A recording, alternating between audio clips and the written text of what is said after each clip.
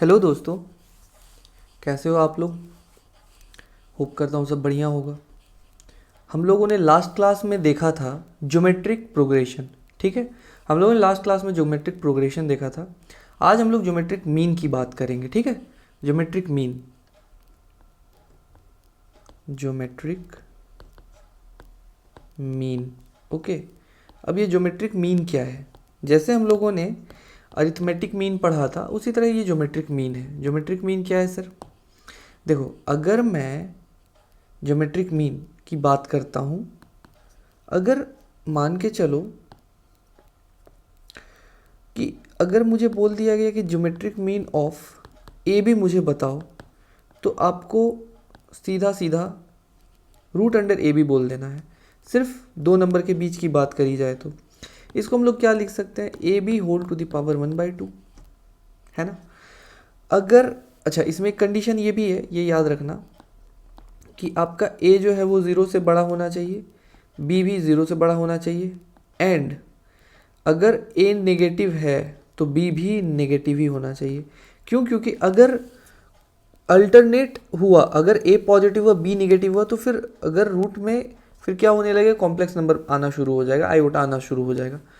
तो या तो ये दोनों होना चाहिए या तो ये दोनों होना चाहिए। ठीक है, चलो अब क्या है, अगर मैं geometric mean of A B C की बात करता हूँ, तो ऑब्वियसली ये क्या हो जाएगा, A into B into C. इसको हम लोग A into B into C लिख सकते हैं 1/3। सिमिलरली अगर मैं geometric mean of A B C D की बात करूं, तो ये क्या हो जाएगा, A into B into C into D, है ना। इसको आप लोग क्या लिख सकते हो, 1/4। A into B into C into D whole to the power 1/4। मतलब आपको ये समझना है कि अगर दो नंबर है तो sir whole to the power 1/2, अगर तीन नंबर है तो whole to the power 1/3, and अगर चार नंबर है तो होल टू द पावर 1/4। यही है, ठीक है। तो ये है ज्योमेट्रिक मीन। अगर दो नंबर रहा तो कुछ ऐसा रहेगा, अगर तीन नंबर रहा तो कुछ ऐसा रहेगा, और चार नंबर रहा तो कुछ ऐसा रहेगा। ओके, अब क्या समझना है, अब अगर मैं बात करता हूँ कि अगर मुझे n number of geometric mean निकालना है किसी दो नंबर के बीच में, है ना। जैसे मैं मान लेता हूँ, अगर मैं बात करता हूँ n geometric means between a and b। Okay, अगर मैं इसकी बात करता हूँ, ठीक है, तो क्या हो जाएगा सर। सबसे पहले तो हम लोग इसको समझते हैं, ए और बी के बीच में, अरे मैंने डी लिख दिया,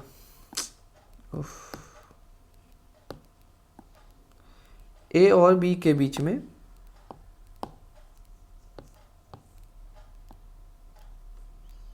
अगर मैं n number of geometric means लगाता हूँ, तो हमें कोई भी, देखो सब जैसे मैंने अरिथमेटिक मीन्स में बताया था कि हम लोग अगर अरिथमेटिक मीन अगर हमें दे रखा रहता, उसमें एक अननोन होता था, वो था डी।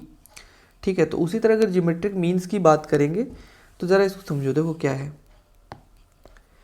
कि late G1 G2 G3 up to Gn are the n geometric means, okay, between A and B such that यहाँ क्या हो जाएगा कि अगर मैं मान के चलो G1 G2 G3 Gn, ये हमारा किस में है, ये जो है हमारा जीपी में है। ठीक है, अगर मैं इसको ज्योमेट्रिक मीन्स बोल देता हूँ ए और बी के बीच में, ठीक है, ए और बी के बीच में, लाइक कि ये हो गया ए, ये हो गया बी, तो हम लोग इसको क्या करेंगे, ज्योमेट्रिक मीन के प्रोस्पेक्टिव में देखेंगे। तो देखो, ये क्या हो गया, this is the first term ना, ए। अब जैसे हम लोग अरिथमेटिक मीन में क्या देखते थे कि अगर ये फर्स्ट टर्म है तो अगला टर्म क्या होगा, इसका अगला टर्म कांस्टेंट जो वैल्यू रहता था जिसको हम लोग कॉमन डिफरेंस बोलते थे उसमें ऐड हो जाता था, बट ये तो कांस्टेंट रेशियो की बात करेगा। तो क्या हो जाएगा ना, इसमें आर मल्टीप्लाई हो जाएगा, तो ये क्या हो जाएगा आर। अगर मैं इसका बात करूँगा तो ए आर स्क्वायर, अगर मैं इसका बात करूँगा तो ए आर क्यूब, है ना। इसमें भी वही देखो, अगर ये ज्योमेट्रिक 1 है तो यहाँ पे आर पे पावर 1 है, अगर ज्योमेट्रिक 2 है तो आर पे पावर 2 है, ज्योमेट्रिक 3 है तो क्या है 3 है। अब अगर मैं इसको ऐसे ही चलाऊं तो आप लोग समझ गए होंगे कि ये जो मेरा ये जो टर्म आने वाला है वो क्या होगा A R to the power N. अगर मैं इसको इसके लिए लिखूं, इस टर्म के लिए अगर मैं लिखना चाहूँगा तो क्या हो जाएगा A R to the power N plus 1, है ना।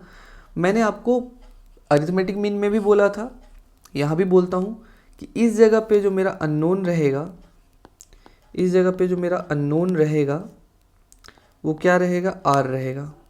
इस जगह पे जो मेरा अननोन रहेगा वो क्या रहेगा आर रहेगा।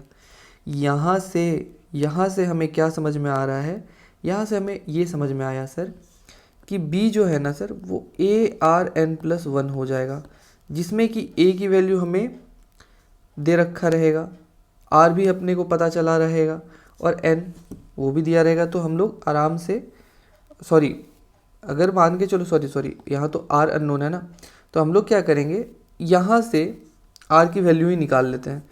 तो अगर अपन r की वैल्यू निकालेंगे तो आर एन प्लस 1 क्या हो जाएगा b बाई ए, है ना। और अगर मुझे r निकालना है तो क्या हो जाएगा, अगर मुझे r निकालना है तो r हो जाएगा b by A to the power 1 by N plus 1। ये हो जाएगा, हमें इस तरीके से r मिल जाएगा, हम लोग इस तरीके से r बहुत आसानी से निकाल लेंगे, ठीक है। ये चीज़ याद रखना आपको। अब क्या है, अब एक रिलेशन हम लोग देखेंगे ए अरिथमेटिक मीन और ज्योमेट्रिक मीन के बीच में। तो इससे पहले मैं एक चीज़ प्रूव कर देता हूँ। जैसे कि मान के चलो अगर मैं एक स्टेटमेंट देता हूँ लाइक कि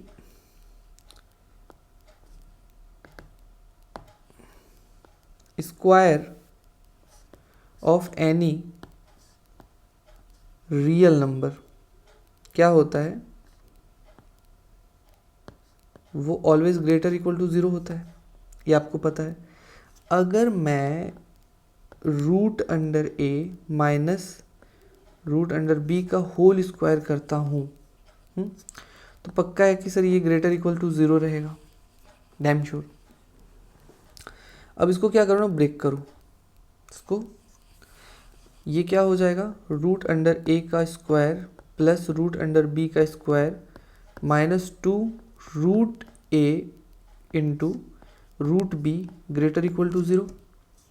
यहाँ ये a हो जाएगा, ये b हो गया, minus 2 root A B is greater equal 0। Okay, यहाँ से a plus B equals to 2 root A B होगा। यहाँ से एक रिजल्ट मिला, क्या रिजल्ट मिला सर, अगर मैं 2 को लेफ्ट हैंड साइड भेज दूँ तो कुछ ऐसा मिलेगा ना, है ना।